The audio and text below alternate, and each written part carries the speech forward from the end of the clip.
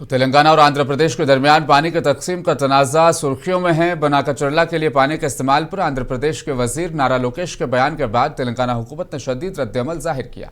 रियासती वजीर पुनः प्रभाकर कहते हैं कि तेलंगाना के अवाम के हुकूक के हवाले से हम अपने हिस्से के पानी का एक कतरा भी नहीं छोड़ेंगे। उन्होंने कहा कि नारा लोकेश का बयान कि सैलाबी पानी के लिए को ले जाने वाले हैं, ऐसा दावा करने के पीछे मुकम्मल लाइल्मी या फिर जानबूझकर अवाम को गुमराह करने की कोशिश है। पूनम के मुताबिक नारा लोकेश फाजिल पानी और सैलाबी पानी के बारे में पहले जान लें।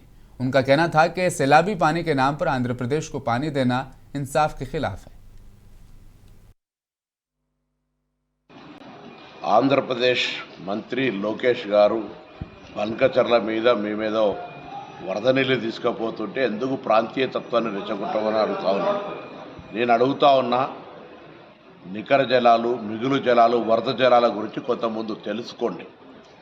తెలంగాణకు ఆనాడు ఉమ్మడి రాష్ట్రంలో ఉన్నటువంటి నీటి లభ్యత దృష్ట్యా 968 టీఎంసీలు తెలంగాణకు, 531 టీఎంసీ ఆంధ్రప్రదేశ్కు ఇచ్చిన తర్వాత ఆ నికర జలాల మీదుగా మిగులు జలాలతో తీసుకున్న తర్వాత వరద జలాల గురించి ఆలోచించాలి. వరద జలాల లభ్యత ఈ ప్రాజెక్టులన్నీ పైన ఉండబడేటువంటి ప్రాజెక్టులు, ఆ నీటి వినియోగం పూర్తి అయిన తర్వాత వరద జలాల లెక్కకు వస్తుంది.